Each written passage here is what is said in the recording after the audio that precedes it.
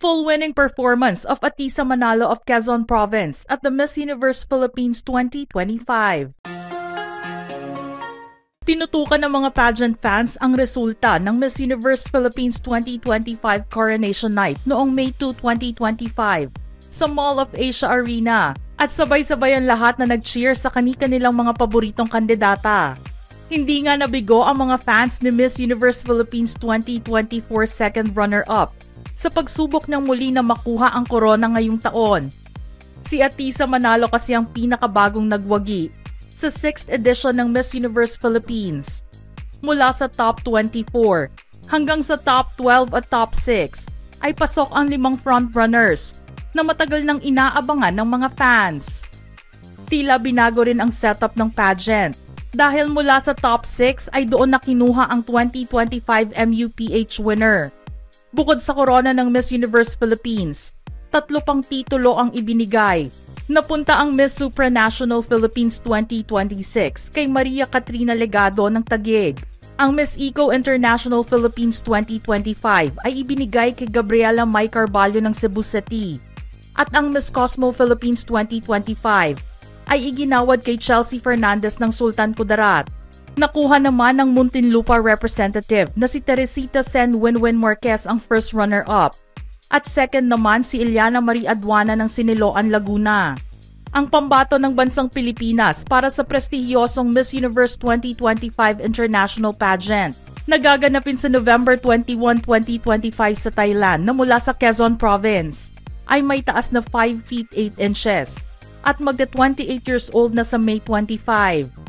Pambihira ang ipinakita ni Atisa dahil siya ang napili ng mga official judges o selection committee, kasama na riyan ang voting public. Tinalo niya ang iba pang 66 candidates na galing sa iba't ibang panig ng bansa, maging ang ilang mga kinatawan ng ilang OFW societies. Bilang Miss Universe Philippines 2025, automatic niyang matatanggap ang titulo bilang Miss PLDT, Miss Philippine Airlines, Ambassador for Bingo Plus, Miss Surge, Ambassador for Pina, Ambassador for Gel Life, Ambassador for New Moon, at Ambassador for SON. Ibinigay na nga ni 2024 Miss Universe Philippines Chelsea Manalo ang kanyang korona matapos ang kanyang makasaysayang tagumpay bilang kauna-unahang Filipina-American na nanalo ng titulo at maging ang kauna-unahang Miss Universe Continental Queen na kumakatawan sa Asia. Kasamang nag-anunsyo ng mga nanalong kandidata noong Coronation Night, ang mga host at presenters na talaga namang very enthusiastic on stage. Nariyan sina Sparkle GMA artist Gabby Garcia at Sian Lim bilang main pageant hosts, multimedia personality Tim Yap and TV host sports journalist, and Miss Universe Philippines Top 11 Erica Christensen Lee bilang pageant correspondents. Pinasaya naman ng mga performers na sina James Reid at Marlo Mortel ang mga kandidata at audience sa kanilang solo stages habang ginagawa ang swimwear at evening gown competition. Sa pre-pageant challenges ng MUPH, ipinakita ni Atisa sa mga manonood na palaban ang mga taga Quezon Province. 5 special awards ang naiuwi ni Atisa noong gabing iyon. Nakuha niya ang Miss Hello Glow, Miss Jewel Mer, Miss Max with 500,000 pesos worth of contract, Miss Vitres at Miss Zonrock Scholar Safe Casting Reel. Ang isinuot naman niyang national costume na tiktik ay agaw pansin sa mga manonood. Ginawa ng designer na si Eran Montoya ang modern version niya ng hybrid na aswang na kinakatakutan at kilala sa alamat for hunting under the cover of night. Ngunit ipinaalala nila na huwag itong katakutan dahil ang reimagined tiktik sa costume ni Atisa ay mula sa lalawigan ng Quezon na ginagawang kapangyarihan at kagandahan ang takot. Ang kasuotan na ito ay nagbibigay pugay sa mga alamat noong sinaunang panahon habang ipinagdiriwang ang mabangis at matatag na diwa ng sambayan ng Pilipino.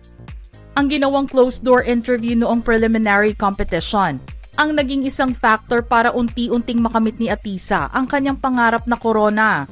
Ang tanong sa kanya, why should you be the next Miss Universe Philippines? Para kay Atisa, I started my pageant journey at 10 years old to put myself through school to help my family.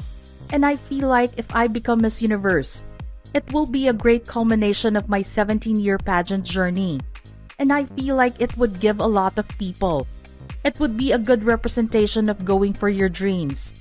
It doesn't matter what other people say na, paulit-ulit ka na.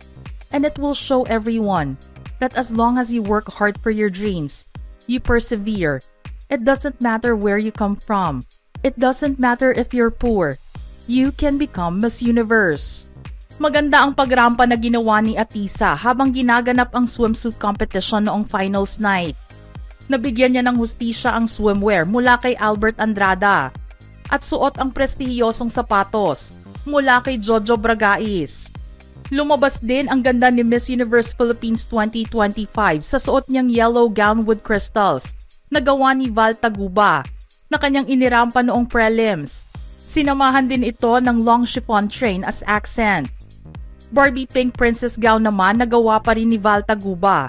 Ang suot niya noong coronation night. Sa hindi naman inaasahan na pagkakataon, ay nahulog mula sa stage si Atisa habang pababa ito para irampa ang kanyang evening gown. Pero taas noo siyang tumayo at nagpatuloy sa paglalakad. Nang dumating na ang pinakahihintay na top 6 Q&A portion, patuloy pa rin ang hiyawan ng mga tao sa audience sa kanya. Ang tanong na napunta sa kanya ay, they say that a good leader leads by example. Tell us about one event in your life when you lead by example and the impact it made. At ang naging sagot niya ay, I fell a while ago on stage. And the thing with me is, whenever I fall in life, I always make sure I come back stronger. Last year, I was here on this stage. And for the second time this year, I am here putting everything on this stage to be Miss Universe Philippines. Because this is my and my grandmother's shared dream. And she passed away early this year. This is my ode to her. Si Maria Atisa Manalo ay ipinanganak sa Candelaria, Quezon. Siya ay isang Finnish, Swedish, Spanish at Filipino descent. Graduate siya sa Manuel S. Enverga University Foundation at nagtapos ng degree sa accountancy.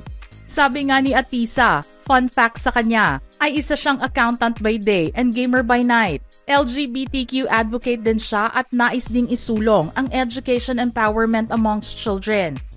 Nakikipagtulungan din siya sa Alon Academy na nakatuon sa pagpapayaman ng global citizenship, social skills at entrepreneurial mindset ng mga bata. Dating naging kinatawan si Atisa ng bansa para sa Miss International 2018 pageant, matapos makoronahan bilang Binibining Pilipinas International 2018. Sa international competition, nagtapos siya bilang first runner-up. Muli siyang lumaban para sa Miss Universe Philippines 2024 at dito ay nagtapos siya bilang second runner-up. Subalit hindi nawala ng saysay ang paghihirap ni Atisa dahil doon din ay hinirang siya na kumatawan sa Pilipinas sa Miss Cosmo 2024. Maganda ang ipinakita niya sa international stage, ngunit nakasama lang siya bilang top 10 finalist. Pero hindi nga nawalan si Atisa ng pag-asa at patuloy na lumaban para sa corona. Kaya naman tulad ng kasabihan, try and try until you succeed. Nakuha rin niya ang pinakaaasam na 2025 Miss Universe Philippines title. Mula sa amin sa Showbiz Philippines, congratulations Atisa for winning the 2025 Miss Universe Philippines crown and for being the representative in the 74th Miss Universe stage in Thailand. Continue to make our country proud. Mga ka-showbiz peeps, gusto naming marinig ang inyong reaksyon sa ating istorya ngayon. Send in your thoughts in the comment section below.